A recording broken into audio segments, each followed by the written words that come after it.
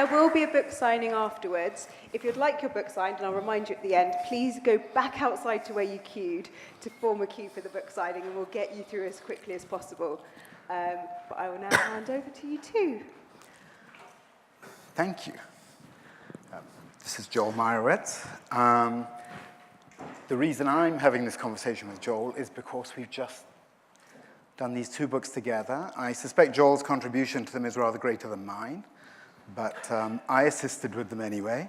And this one is a career retrospective, in which we're sort of going to be illustrating because it shows everything that you've done across 6 decades, which is an amazing story, which is the one we're going to tell. And this other one, which is that you are both an important part, an amazingly central part of that history of modern photography, and also you've historicized it yourself. And so this amazing book, Bystander, which is a history of really your predecessors, and where you sort of come into the story at a key point as well. So I wanted to ask you actually just about the word bystander to begin with, and what does it mean? Well, usually you hear that in the context of innocent bystander, right? But anybody with a camera isn't so innocent. You're watching the way people relate and interact and the kind of surprising things that occur. And back in the 60s, 1960s, when I began, there wasn't the name street photographer. You were a documentary photographer or an evidentiary photographer. But my friend Gary Winogrand and Tony Ray Jones, and Todd Papageorge, and Lee Freelander, we were all working on the streets of New York. You all know Tony Ray Jones's work, great English photographer, died too young. Anyway, there was no support system at that time in terms of galleries to sell work. You had to believe in photography itself as a descriptive medium in order to continue. There was no hope of making a living. And street photography was on the bottom of that not making a living because people thought photographs on the street, anybody could make these pictures. So landscape pictures or portraits or still lifes, these were things that had some small market value. But I had this feeling that street photography was at the heart of the photographic enterprise, that painting, prior to photography's invention in 1829, painting did everything. It had landscapes, it had genre scenes, it had portraiture. It was the visual world. But once photography came in, it changed the way painting looked. You could see it in Degas. In Degas' paintings, there are often things off of the edges. But prior to that, most paintings were self-contained. But photography showed this fragmentation. And I thought that street photography was at the heart of the photographic idea. Because if you imitated paintings and you made still lifes or portraits or interiors, these kinds of group scenes, you had painting as a reference. But street photography was a wild thing. And I noticed in a lot of early photographs that those photographers tried to make pictures of life on the streets. And so I started to do some research. And I discovered that there was always somebody who was out there trying to do something about this moment that was happening right in front of them. And I had a friend, Colin Westerbeck, who wrote most of the text. And he was a film critic and a scholar. And we were babysitting our kids in the park together. And I was telling him about this idea. And he got so involved and interested that we ultimately made this book, which has a new life now with Lawrence King Publishing. And Robert has helped shape this book and bring it up to date in the best way. So that was my, in a sense, beginnings and my own discovery that street photography had a long history, even though it wasn't necessarily seen as a profitable one.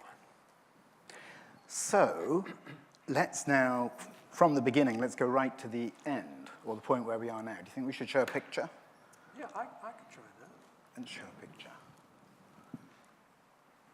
they said if I pointed it over there and I pressed the forward button, something would happen. And something happened. Was there something before this? Did I miss No, this is Okay. first, yeah. So there you are in the 60s, you're prowling the streets of New York, taking 35 millimeter shots of things, the incident as it happens on the street. And now here you are today in Italy. And this is sort of a self-portrait, isn't it? Well, yeah, you could say it's a self-portrait as Leaf. 4 years ago, I moved to Italy just to try it for a year to get away from New York and see what happens. And through some sets of circumstances, I found myself, the title of the book, Where I Find Myself, because I think photography has always shown me, at the various turns that I've made, who I am at that moment and what I'm interested in. It's like a reflection of the way the world moves me or motivates me. And a few years ago, I returned from a visit to France, back to Italy, and I brought a few objects that I found, just junk I found in a Ville-Grenier in a small town. And I brought them to give to a friend of mine. And when I handed them over to him and we put them on a piece of canvas that he had just bought, a big rumpled piece of canvas that was a fireman's catcher, you know, in case someone jumped out of a burning building, they would land on this thing, and there'd be 8 strong men holding it so that they would catch it. I put these objects on them, and the objects suddenly had proportion and scale and personalities. And I was so shocked because I didn't arrange anything, I just put the objects there, that I said to my friend, these are for you, but could I hold on to them for a while, and can I keep this fireman's canvas to use as a backdrop? And I started making some portraits of objects. I had never done this in my life before. It seemed to me it was a totally different thing. But I felt for a long time that questions that come up from photography itself, or from the life I'm living, but related to photography, questions that come up should be answered. There should be a response to them, instead of just negating them and saying, well, I'm too busy to do that, or what do I want to make still lifes for? I mean, it's easy to brush aside something that is intuitive and instinctive and gets you powerfully by the throat for a moment. If you don't say yes, you are missing an opportunity to engage with some intuitive instruction that's coming to you from your persona. So I started making some still lifes, and I collected objects that I found, and I didn't want to arrange them on a tabletop to look like Dutch still lifes of the 16th and 17th centuries. I wasn't looking for beauty. I was trying to find the forces, the same forces that you might see on the street if you're walking on any main thoroughfare, the way people are moving and relating, and clusters of people and single people and flags waving, and lots of flags today. And all of this produced a kind of energy, at least from my perspective. And so when I started to do some of these still lifes, I was thinking about the dynamic of people on the street and asking the question, is it possible to arrange objects in this way? Can I make something that has some interest or value? I don't know. It's up to you to decide, basically. I also sometimes make portraits of objects. And I find sometimes you can take something, not this bottle, but let's make believe this is an interesting object, and by turning it around, you can sometimes discover one facet of it that has character, power, dignity, mystery, shape. Something can speak to you. if you pay attention. And photography is about paying attention.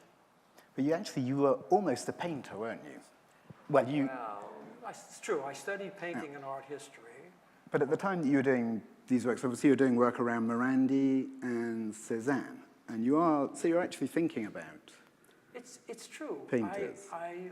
On a visit to France, when I was doing a commissioned book on Provence, during the same period, actually, I went to Cézanne's studio. And I'm going to go ahead to a Cézanne picture.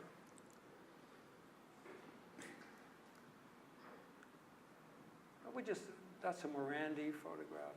So, in Cézanne's studio, have any of you been to Aix-en-Provence? Have you gone to Cézanne's studio? It's a beautiful, well-lit place, and the walls are all painted a dark gray. And I asked myself, why? I mean, we live in a white box era, right? You go to museums, they're usually white boxes, galleries, etc. And I asked myself, what was it that this gray background meant to Cézanne when he did his still lifes inside? And I think it probably helped him in the idea of flatness. Because Cézanne was one of the first painters who was willing to give up illusion of three-dimensional space and just put little marks down so that a background and a foreground were just two marks sitting near each other. And in a way, he led us towards abstraction in the 20th century. So I asked them if I could use some of his objects that were there, and if I could make some simple portraits of the objects against this background, thinking I might understand something. But you know, sometimes the question you ask gives you a totally different answer, and I started seeing the objects themselves as having lasting interest. I mean, he painted the same objects for 20 years, you know. And Morandi, in the few pictures before, painted the same objects his whole life.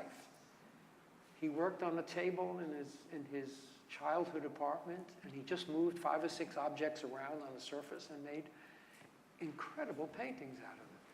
So in a way, I used these two artists as a sounding board. I wanted to see how could I work with objects, and what do I see? How do I understand something about still lives? So we decided to start the book in the present moment and work the retrospective backwards to my beginnings. So I'm just going to ask you a question there about the historicizing impulse again, just tying into Bystander. So Bystander you really started in the 90s, didn't you? Yeah. First edition appeared over 20 years ago.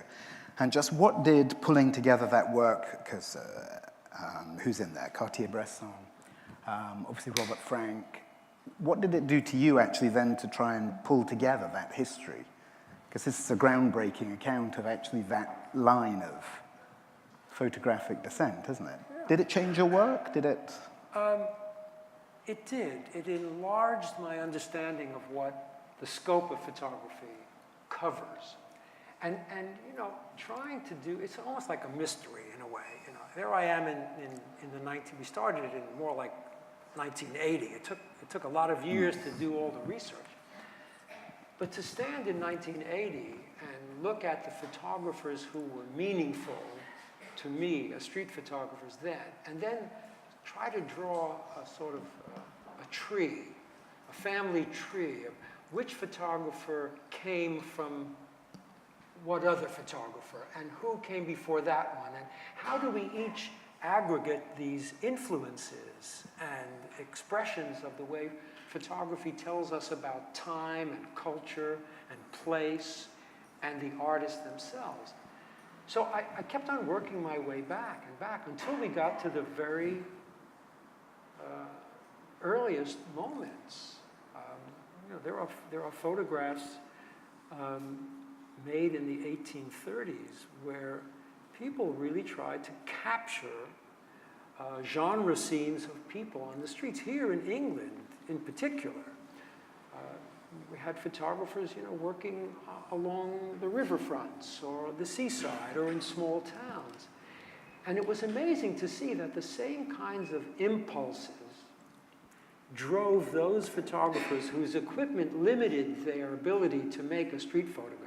I mean, a Leica has on it, 2,000th of a second. You make a photograph of a moment that's disappearing. But those earlier photographers they needed time. Time was a slow aspect of photography. They had to drink in the moment. Nonetheless, there were connections, and we searched for the connective tissue between these people to try to see how history emerges from one period to the next. So it was thrilling. And I tell you that the greatest preparation that I got from this book was that I had to search through archives all over the world. And I'm not somebody who really spends a lot of time in archives, but I had to. And when 9/11 happened in 2001, the mayor of New York City banned any photography. And I was down at that site a few days afterwards, and some police officer stopped me from making a photograph of nothing going on, but stopped me and said, the mayor said no photography allowed. And I thought, that's criminal. We need a record of this. And it immediately flashed into my mind, I know about archives.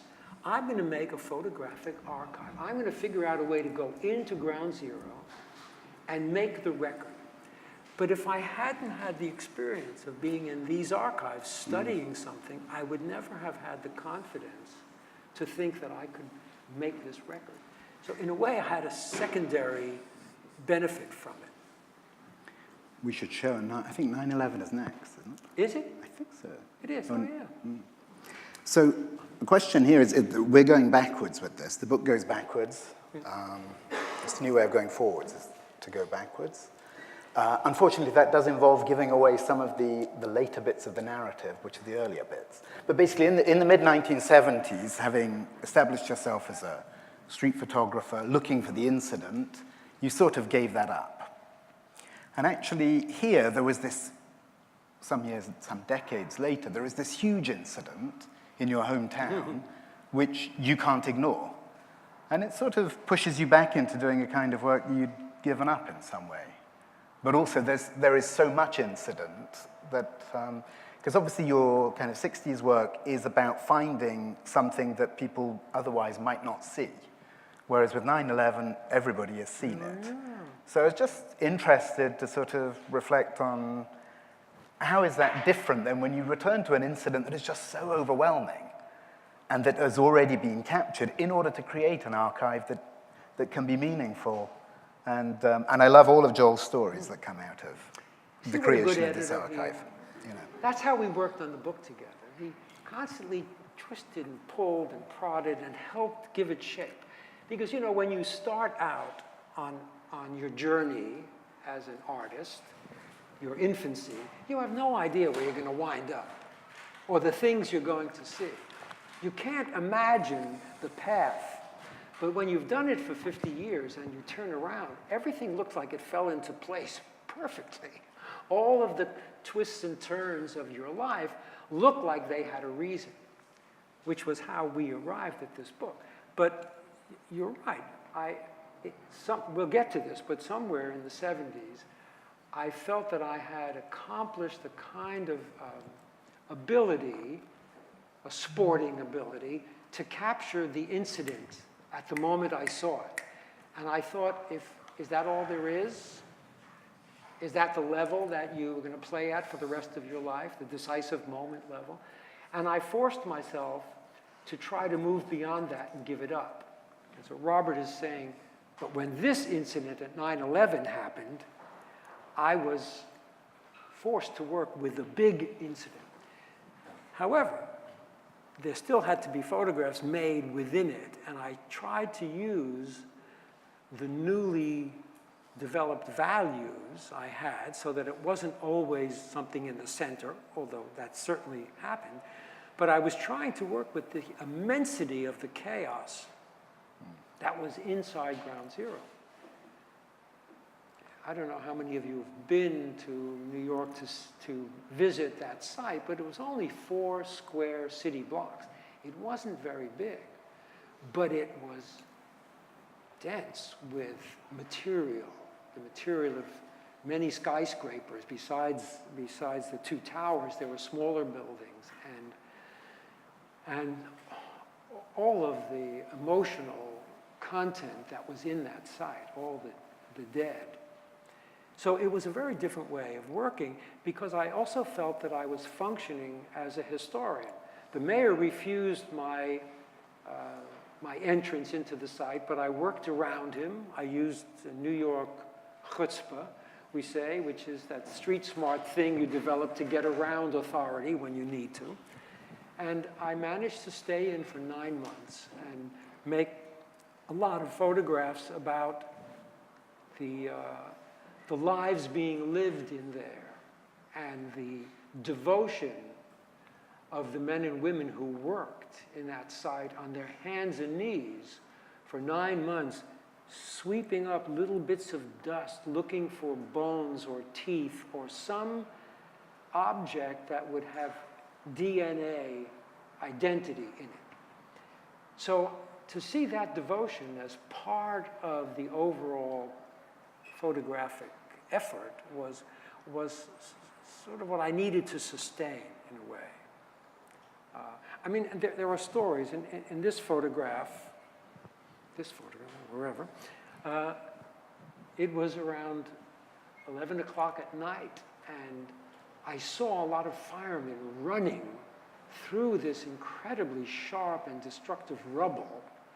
I mean, you could tear yourself unbelievably against all of the steel. They were running over the piles of it down into this gully. Someone had called out, "We found 5 bodies, and they're intact." And so I followed these guys, and I made my way down into the site. And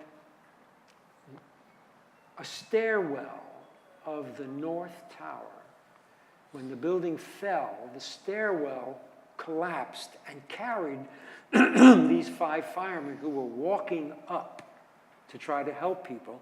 And it carried them probably 200 meters to the other side of the site where the building crashed. And they found the stairwell, and the shape of the stairwell had kept their bodies intact. So they were like mummified in there.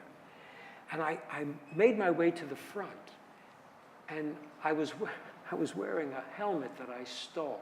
And it said NYPD on the helmet. And these were firemen. And the firemen and the policemen did not get along.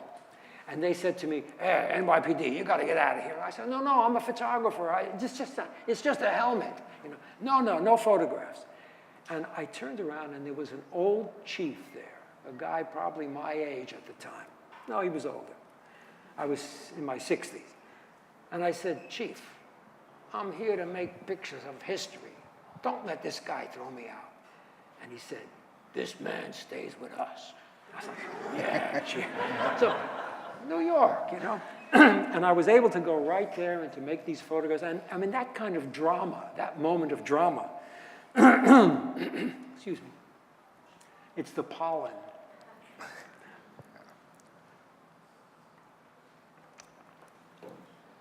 Anyway, move on. So some days were beautiful. And one of the questions, one of the moral questions that comes up is I found myself asking myself, I'm feeling the October sun on my back, and it feels good to be alive, and it's a beautiful day with puffy clouds and blue skies, and these buildings are dressed in red. It's a whole celebration, and yet I'm looking at a place with 3,000 dead people in it. And I asked myself, am I allowed to take these photographs? Could I feel that feeling about good to be alive when I'm looking at this cemetery? And I answered myself, yeah, that time is how history is made, and it wipes away all the events, all the horrors of the past are refreshed by new days and new seasons and new years. And I thought this picture is an example of that. And it led me to making this photograph and saying, yeah, okay, I should. that there is beauty sometimes, even in a place where there is a disaster or horror or tragedy. The world doesn't make that judgment. Nature doesn't make any judgments. Nature is just nature. And if it's beautiful, it's beautiful. And we as human beings need to be able to respond in that way. It's a line. It's a line. One of the great things about the book, in the way that it captures your work, is also that it goes down, while going backwards, it also reviews a lot of roads not taken or partially taken. So there are some things that in your career you've really gone at and are very well known for, and then we have sort of a series of projects here coming up where you began them to see how they might fit with what you knew before. I mean, your career is an enormous quest, isn't it? Yeah, it is a quest. I mean, So I'm just going to ask you about how you began to take, so this is the Bay Sky series, and where that began and where it led. Well, I just want to answer the quest thing. I mean, one never knows what the next development is. And sometimes you discover on your quest for your own identity, you discover an interesting place or a kind of moment or the quality of the light. And it asks you to participate in it and to consider it more fully. And it may lead you to new discoveries, or it may be a dead end. But you have to be willing to change and ride it out and experience it. So these pictures were made because for many years, I had a small wooden cottage right on the sea. I mean, I walked out of my door and 20 yards away was the water. So basically, I saw the horizon line and the sky and the water below when the tide went out, when the tide came in, when storms came across, when it was nighttime, when it was morning, when it was foggy. I saw it all. And at a certain point, I asked myself, I was using a large format camera, which describes things exquisitely well. But sometimes this deep bowl of space that the horizon line defines is almost empty. And I asked, is it possible to make a well-described picture of emptiness with only a single line dividing the top and the bottom? Because the picture is flat. When you turn the picture on its side, it has no dimension. So we only have the illusion of dimension. And I wanted to see if that horizon line, top and bottom, up and down, could provide me with enough visual stimulation and changes in the subtlety of light and atmosphere and season and time of day, my own temperament. You know, how can you stay engaged over time with something as simple and empty and ordinary as that? And I did it for, I would say, probably 20 years. Not every single day, but whenever the call to step outside would come. And I think that's an important aspect of photography, is hearing the call. Because most of the time we're walking around slightly in our heads or daydreaming. Photography is a wake-up for me. Every time I have this camera in my hand or my view camera, I feel alive. I feel a kind of consciousness. And I think that these pictures came that way, out of some tremor in the air, some luxurious quality of the light, or stillness of the sea, or the horizon line being erased, like in the picture before. These were small calls into this big space, asking to question it and say, is this something that will add interest to my argument? But using the big camera, as you were going to say. Yes, yes, I was. What was I going to say next? What was it?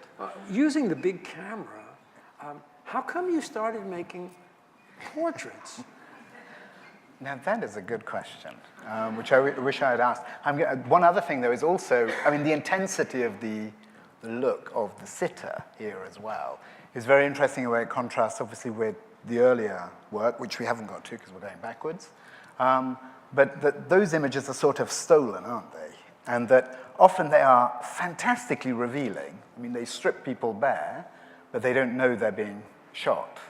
Whereas here, you're really looking at somebody who is looking back at you. And they have a very different kind of intensity, which is also there in the camera that you're using, as you say. Yeah. Well, he's right. Street photography, the way I practiced, it was not about going up and asking somebody, could I take your photograph? It was about dealing with the overall quality of life on the street and the interactions, even though they're not necessarily known between people. The interactions become interesting enough to risk making a photograph. And often there are portraits within the flow of the image. And so I never thought of myself as someone who actually made portraits on the street, asking people about it. But when I started using a view camera, I mean, this camera you can be invisible with. It doesn't make much of a sound. You carry it in your hand, you know. You pass it in front of your face, in a thousandth of a second, you can make images. People don't see me, and a street photographer tries to learn how to be invisible. But once you use an 8 by 10 inch wooden camera on 6-foot long legs and a black cloth over it, I became visible.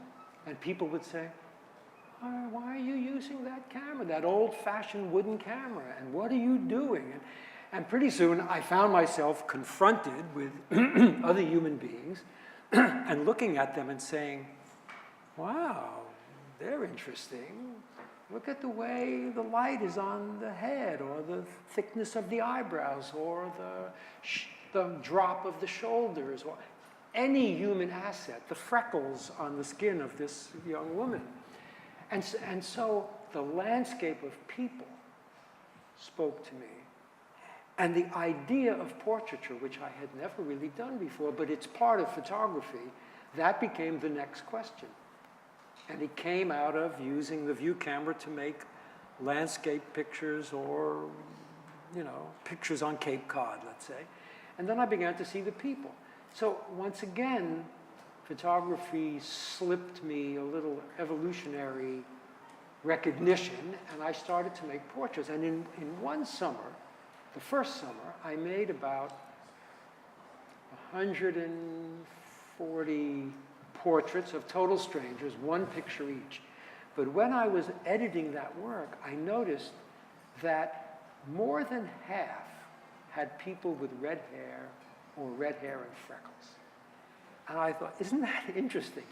I didn't recognize that when I was doing the photographs, but afterwards I saw that I was hitting on those people. Now, what was it? Was it the fact that their red hair and red complexion against all that blue of Cape Cod set them afire? Was it that the Boston Irish have a higher percentage of redheads in their population, and they come to Cape Cod for vacation? Whatever it was, in some instinctive way, I did that. And once I caught sight of it, I decided, I have to do more of that. So I put an ad in the local paper in Provincetown, and I said, redheads, if you're a redhead or know someone who is, or have an interesting scar or birthmark or something, Joel Meyerowitz would like to make you a photograph. Here's my number. And people started to come to me. You know, I got this scar here. I want to show you. You know, I have 3 breasts. I have to show you. Really, they came. You know? And over the next few years, I made several thousand pictures, among which a great percentage were redheads. And I did a book which yesterday I was passing some church here in Primrose Hill, and it said, Redhead Day in the UK. And I thought, that book should be reissued. That book all should be reissued now that redheads, and we have the internet, and redheads internet. Anyway, when you have a publisher who really likes you, it's good to keep giving them new things to think about. And the publisher is sitting, he's right there. Yeah, right Stare there, at right him there. There we go. My interlocutor and editor is here. Anyway, so Portraiture asks some questions too. Who's the portrait about? Is it about them? Or is it about the photographer? Or is it in some strange way the interaction between people? And these weren't studio portraits with a strobe for fashion or any other purpose then, other than when I met somebody, if I had that tingle, that vibration from them, as if I saw the other of myself in them, I would go over, and I had to learn how to to break with my natural shyness. I know you don't believe that, but I am a relatively shy person. I just learned to overcome it so I could do this. But I would go to people and say, I need to make your portrait. And you need is, it's not like I want to or can, I need. And often the big camera was enough of a seduction that people were willing to stand for me and have me make their one photograph. And really, these people, to answer your question, finally, it takes a while, you know. If we're running out of time, I'll race along. But, you know, with a small camera, you can move around a person. But with a large format camera, once you focus and the person stands still, they have to stand still and not move at all. And then you put the slide holder in, the film holder in, and withdraw the dark slide, and then you step aside. And that person is looking into the camera. They're not looking at me. I'm over here, out of view. And I have to be able to talk to them or wait with them until something of their mystery exposes itself. And when I see it, I pounce on it with the plunger. And that's what it's all about. Trying to see with a stranger something that you, the artist, identify as true to them as much as you could possibly know in the ignorance of that moment. So that's what that work taught me. It taught me how to look at people, about this girl here who's so shy. Her shyness was who she was to me at that moment. Somebody else comes across with a different boldness or with a ferocity or some other means of engagement, but persona is resonant in those moments. Can I just interrupt? You did say we could interrupt. Yes. If you go back to the photograph there, you said Yeah. the very shy girl. You're waiting for her to reveal something of herself. Surely the little figure in the background was key to that whole image as well. So, Yeah, there's an interesting thing. Look at the little triangle of sand and look at her bathing suit. Now remember, I'm seeing this picture upside down when I make it. So certain things have a powerful play in the moment. Things that you would discount if you looked at them right side up. You say, you know, it's a sand pile over there, the girl standing here. But when I see her with her feet on the top of the frame and her head hanging down, and the way her hands are covering her stomach, you know, and the way her bathing suit and her thighs come together, and I see the little triangle, those are notes that I hear, like little bing. And to respond to that without directing it is part of the discovery of the moment. Even with a big view camera, you can make a kind of spontaneous, momentous discovery. This is one of the very first portraits I ever made with the view camera. of this beautiful young woman who was sort of lost at a cocktail party of older people, for the most part. And I had it hanging on my wall in my studio over my desk for a year with one other portrait and lots of other things. Until after that year, I realized that I had changed all the other pictures on the wall, but not those two portraits. And it was having those two portraits remain that convinced me that I should go in that direction. So this picture played an incredibly important role to me, just as a stimulus for what came next. Have you ever done any wedding portraits? And if you'd been asked to do a wedding today, for instance, what might you have done with it? I would love to see that occasion through your viewfinder. Is there any answer to that? Maybe it's a... No, I did actually go to her wedding. Her father owned Warner Brothers. How about that? And this picture was so important to him. He saw it in the book, that he called me to his office and said, I want to buy that picture. No, he said, I want you to give me that picture. I said, well, why? I'm in top of Rockefeller Center in the office of Warner Brothers. This guy wants me to give him a picture. And he said, this is my granddaughter. No, it's not her father. It was her father was the president of Warner Brothers. Her grandfather was the owner.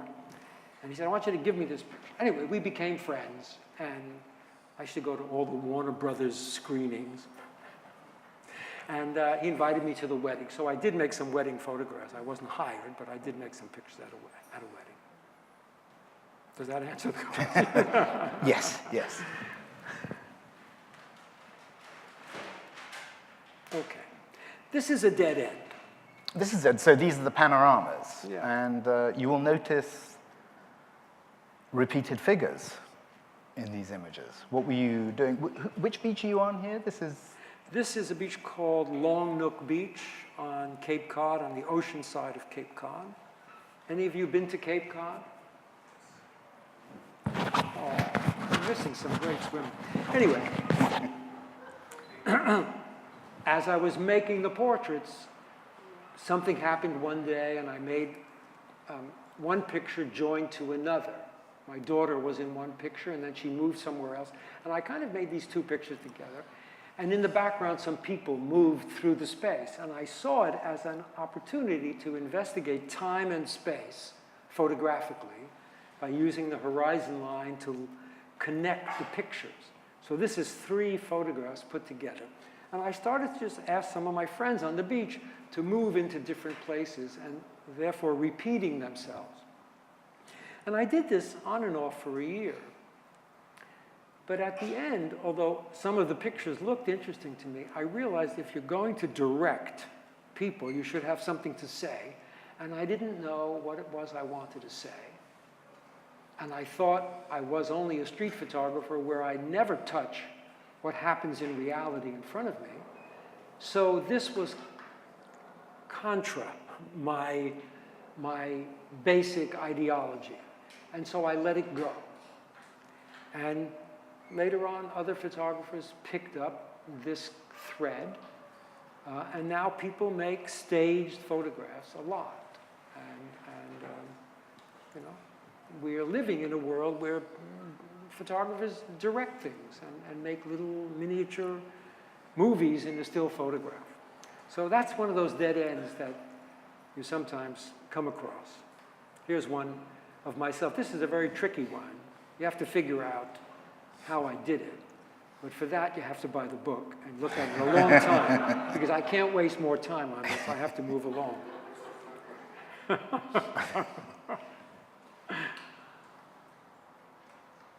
Onwards. Okay, so living on Cape Cod, living by the water, I was trying to see if I could make the 35 millimeter, the 8x10, do some of the things that 35 millimeter did. Capture action, which it's not a camera for horse races, you know. And so in fragmentary ways, the quality of the light, sometimes people horsing around on the beach. I was trying to photograph from the nearest moment to me at 6 feet as far as infinity. I wanted the full description of the physical space. Because this is, in a way, the story of you leaving New York as well, isn't it? Because, I mean, it seems to me that the first photographs you take are so compressed by the city in which you grow up as well. I mean, the idea of attempting this kind of photograph in an urban space is... It's true. In 1976, my own quest in 35 millimeter, which we're going to get to momentarily, drove me to buying a large format camera because I wanted more descriptive power. I wanted to make large prints. We see large prints today. I've gone through this show. There are prints that are 5 meters, 6 meters across, you know. But in the 70s, this was big. Maybe 1 meter would be something you would see rarely. So I wanted big photographs of the New York City streets, but I didn't think the quality was good enough. And if I wanted the quality I needed to go to the view camera. So I did that, and I took myself away to Cape Cod to make these kinds of photographs that would, if I could make the button work, this is a little frustrating. It is a little frustrating. So I made pictures, but also light plays a different role when you're out of a city. London has a lowness of scale and openness that New York lacks. New York is so dense and shadowed, and the canyons of Fifth Avenue and Madison Avenue make for a different kind of feeling. But once I went to Cape Cod, I began to dwell in the light. The slow fade of it from dusk into darkness. Something that a view camera, when you open the shutter and you let it soak up the light for 10 seconds, 20 seconds, time plays a different role. And one's observations in that moment of time about what constitutes dusk, evening, darkness, you know, these become issues, visual, emotional, sensual issues. And I found myself doing that a lot at the very beginning because I had time in my hands in a different way than a thousandth of a second with a Leica. And it led me to making pictures that had a different expressive and tonal range.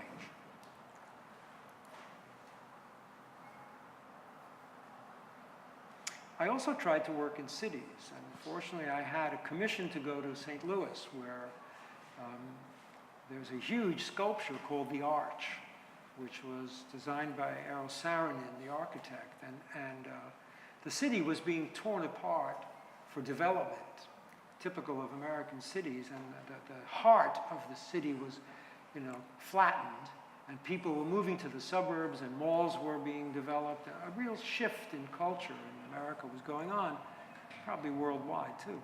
So there I found myself in St. Louis looking at the space and the light of this smaller urban environment, and I learned a lot from it. And I tried to keep the arch as if it was Mount Fuji. So everywhere I went, the arch was either small or big or a piece of it or apparent in some way.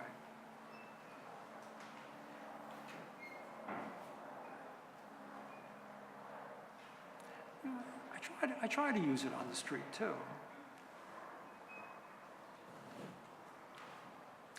So this could be, I mean, it seems impossible to me that this is not staged. This is a miraculous catch. You use the term catch, by the way. I like the way you describe that idea of the catch. Mm-hmm.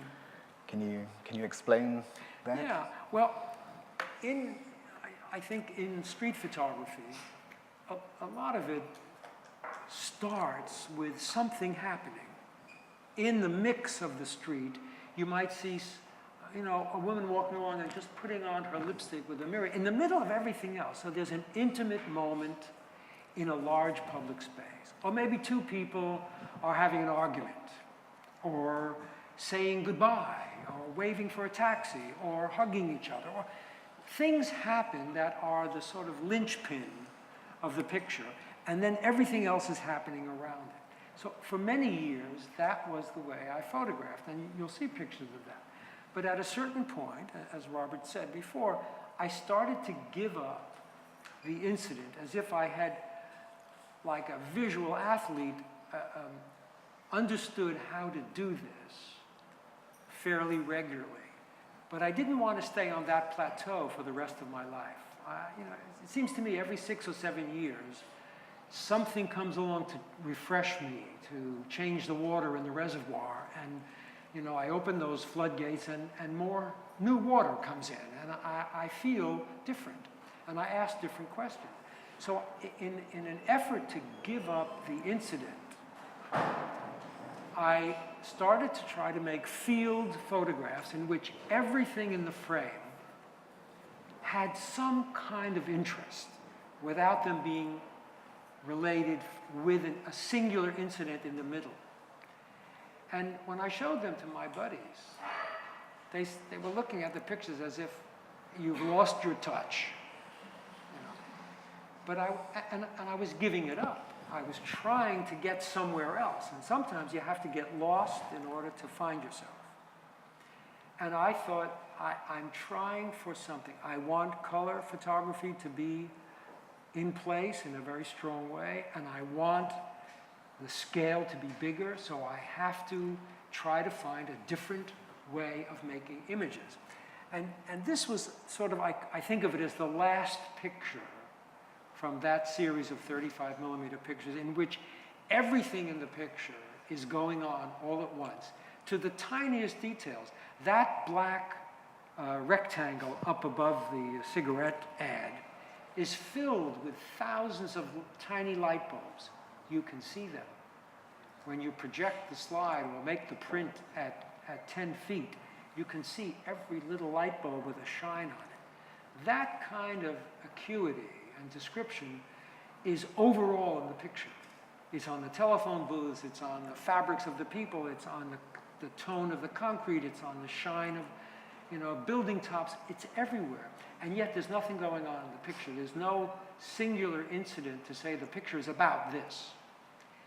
And getting to that and being willing to accept that as an idea, a photographic idea, helped me leave it behind and go to the view camera.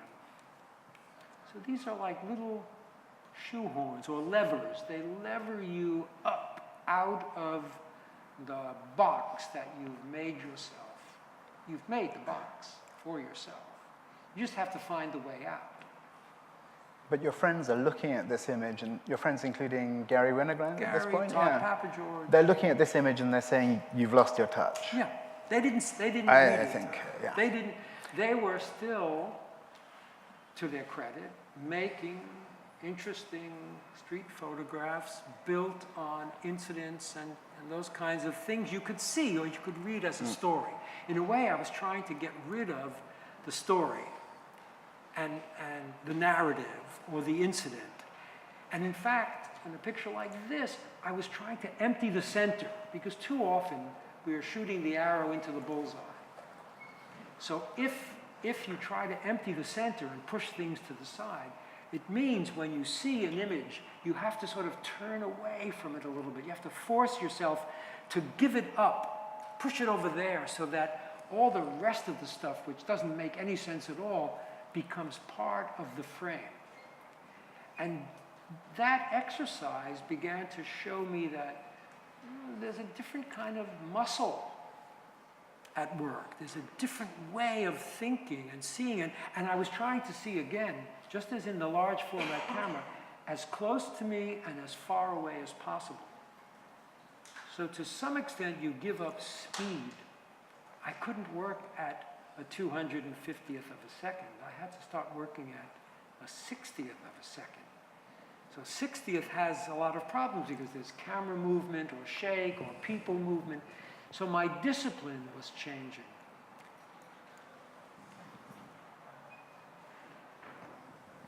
I press this button and then he touches the button on the computer. That's technology. From this point on, I'm just going to wave, okay? Because this is like fruitless, you know. Wait a second, we missed one. This too is on the way to giving up the incident and making manifest the entirety of the street. The crazy atmosphere of smoke coming out of the ground, steam coming out of the ground, the quality of sunlight, and the fact that two people in camel hair coats are walking along into the smoke, disappearing, and two other people come along with shadows printed on their back. I'm sorry, that's just good fortune. You see, it seems I mean, did you give up the catch where you get it in the middle of the frame, partly because you were beginning to go slightly mad with it, that actually you're becoming too good, and almost everything you see.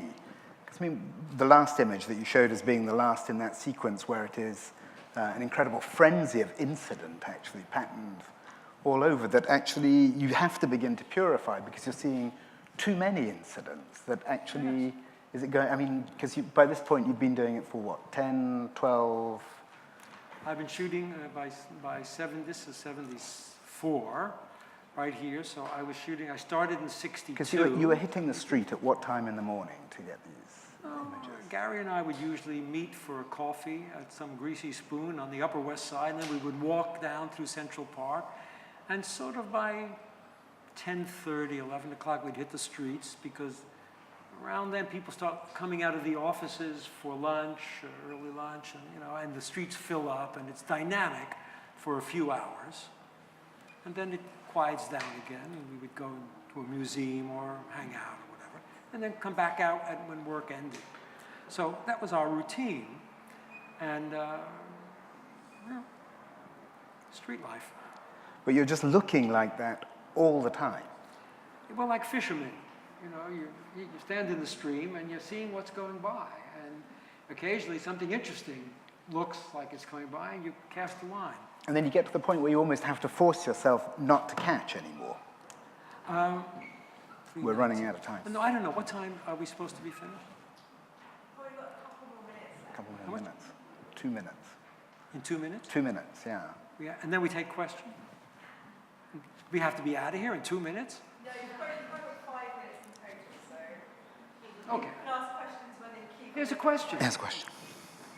I understand that in your work.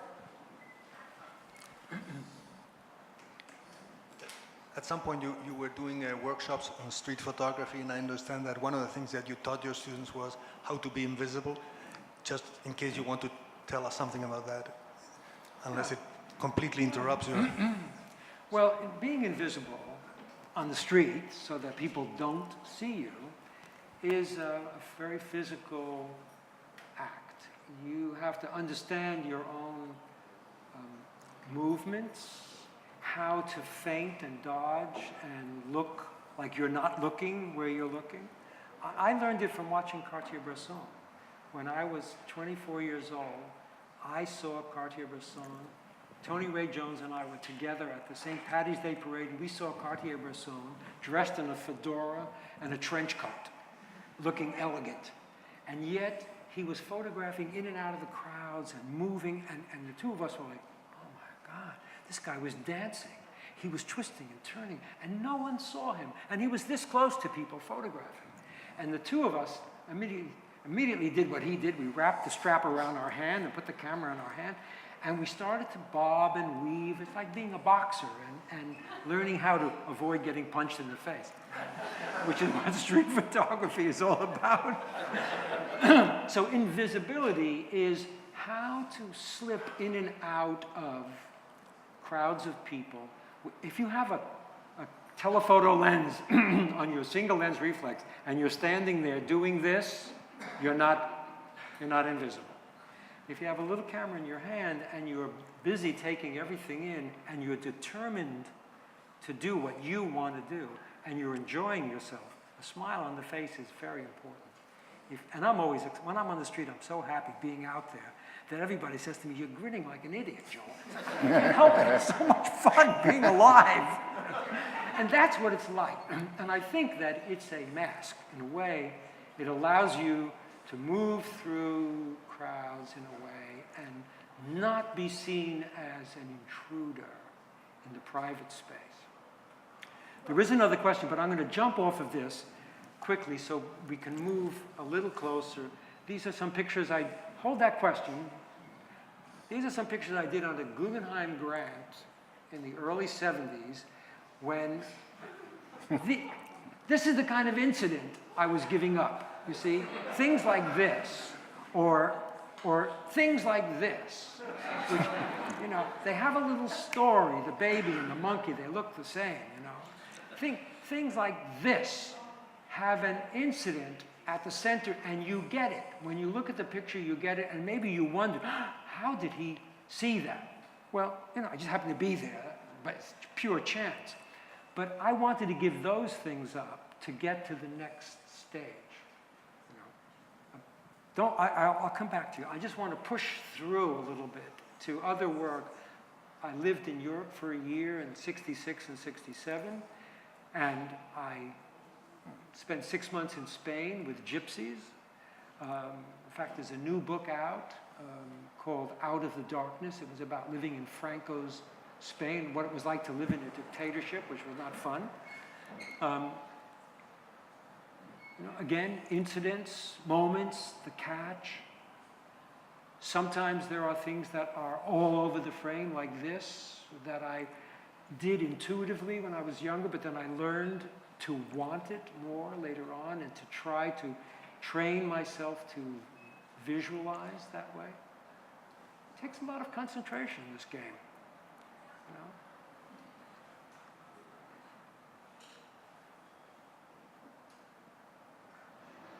Oh, I pause for a moment. I love this photograph. This photograph, to me, has about it some description of human dignity that I find incredibly powerful. Look at the boy's knees. I saw this kid pouring a thin trickle of water on this half a man's hands. This half man is sitting there dressed in a suit jacket.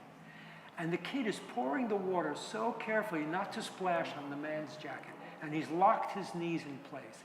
And as I walked into this space and I saw the action happening, what I really saw was how tense the kid was and how beautiful that was in terms of the kid's understanding of the dignity that this man needs to maintain so he wouldn't look like he had water slopped all over him.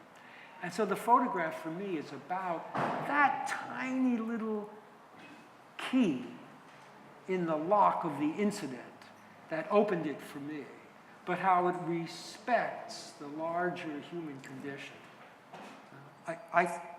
That's what I see. You may just see, I don't know what, but there it is. This is London in 1966. I wonder if that still exists. Joel, I'm afraid we're going to have to wrap it up. Wrap it up? Is there someone coming in here after this? Yes, there is. Oh, we can stay here and not let them in. Or I can just say, this is a whole series called The Question of Color that I was doing in the 60s. I was shooting with 2 cameras, trying to make comparisons so that I could better understand the difference between color and black and white. If you want to know more about everything else that's here, you will just have to find it in this book, well priced by Lawrence King Publishing. Admitted though, with this one, you did get a child to dress up in a dog costume, didn't you? No, I got a dog to dress up in a man costume. Is that what it is? Yeah. Anyway, we'll just close with these, so at least you get the whole shebang. This is work I did with Tony Ray Jones on the streets of New York, and we're coming to a close. 1962, 63, and that should be, come on, hit that button. It. Okay, I'm sorry.